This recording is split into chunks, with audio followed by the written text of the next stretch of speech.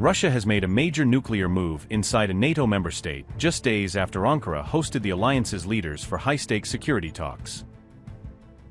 Rosatom is building a 800-megawatt nuclear power plant in the very country that just hosted NATO's latest summit on deterring Moscow. So while NATO prepares for a potential Russian war and pours billions into defense, Vladimir Putin is bringing the strategic competition onto the West's turf through energy and technology.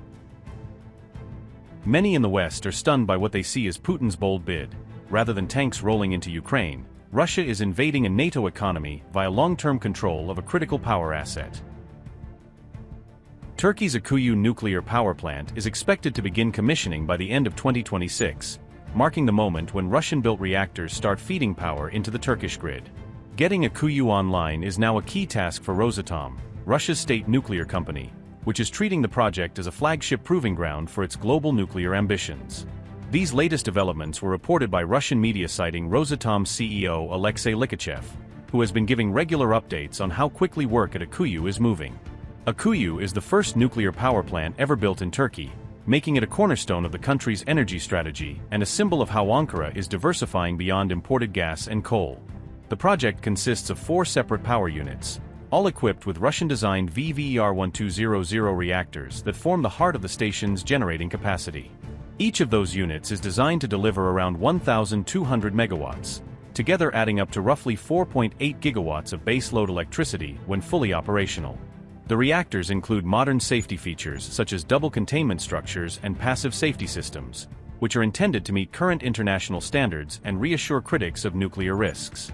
All 4 units are slated to be operational by around 2028, with the first reactor expected to enter service in the mid-2020s once testing and initial fuel loading are complete. Once fully online, Akkuyu is expected to cover roughly 10% of Turkey's electricity demand, making it one of the single most important pieces of energy infrastructure in the country.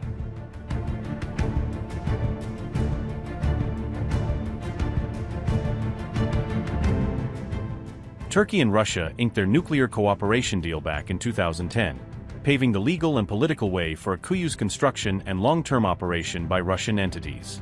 The plant is being built under a build-own-operate model, meaning Rosatom not only constructs Akkuyu but also owns and runs it, locking in Russian control over the site for decades.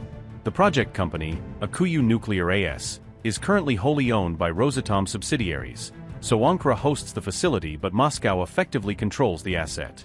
Turkey does have a contractual right to purchase up to 49% of the shares in the future, but for now has not taken up that option, leaving Russia with majority ownership and operational power.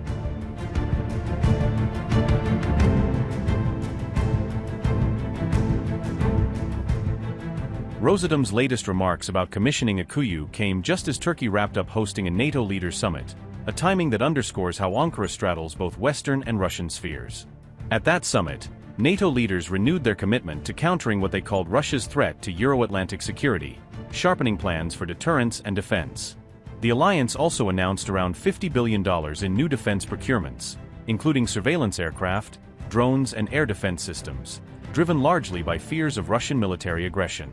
On top of that, NATO members pledged about €70 billion in military equipment and aid for Ukraine in 2026, signaling a long-term commitment to Kyiv's war effort against Moscow. In the days following the summit, several individual member states rolled out separate announcements of new military aid packages, further tightening the alliance's support line around Ukraine. After Russian strikes on Kyiv, NATO effectively opened the door for Ukraine to employ longer-range air power, signaling a notable shift in Allied tolerance for expanded Ukrainian strike options and prompting rapid operational planning. Sweden's defense minister confirmed that Ukraine may use Meteor missiles against targets inside Russia, a decision that markedly broadens Kyiv's aerial engagement envelope and raises strategic and political stakes. When asked directly whether Kyiv could strike into Russia with Meteor missiles, Defense Minister Johnson answered simply and decisively, "Of course," a concise reply that carried outsized diplomatic weight. Ukraine is slated to receive long-range Meteor missiles for integration on Gripen fighter jets, an upgrade that will extend the aircraft's reach and alter air defense and air combat calculations in the theater. The Meteor is a beyond-visual range air-to-air missile with a declared minimum operational range exceeding 120 kilometers, designed to engage targets at distances well beyond short-range intercepts. Analysts estimate Meteor's maximum engagement envelope at roughly 200 kilometers, giving aircraft equipped with it a substantially wider reach to detect and engage adversary platforms before those platforms can effectively respond.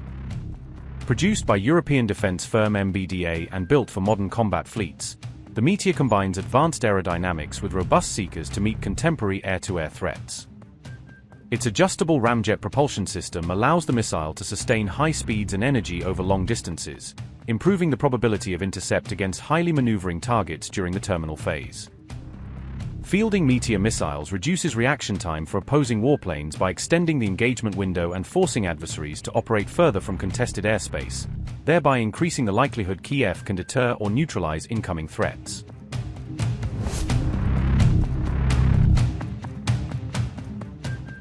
Poland's defense minister said Warsaw will collaborate closely with Ukraine to support the production and deployment of Patriot PAC-3 missiles, offering technical assistance, training, and logistical coordination as needed.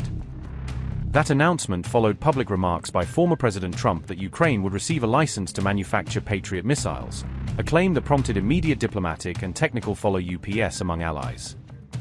Poland warned that establishing Patriot production capacity inside Ukraine would be a complex endeavor, involving secure facilities, specialized tooling, supply chains, and weeks or months of work before any missiles could be produced or certified. Warsaw is one of 4 NATO states authorized to receive sensitive technology for Patriot missile production, positioning it as a key regional partner in any effort to expand Allied air defense manufacturing capabilities. Poland has signed an agreement with the United States, Germany, the Netherlands, and Sweden to set up a PAC-3 hub, a cooperative framework meant to streamline production, maintenance, and logistics for the Patriot family of systems. The deal envisions a European service center to support missiles used in Patriot air defense systems, providing repair, refurbishment, and technical sustainment to keep stocks operationally ready across the alliance. Earlier, US President Trump appeared to take allies by surprise with a public promise to supply Patriot systems to Ukraine, a pledge that triggered rapid consultations about feasibility, legalities, and the necessary industrial steps to fulfill such a commitment.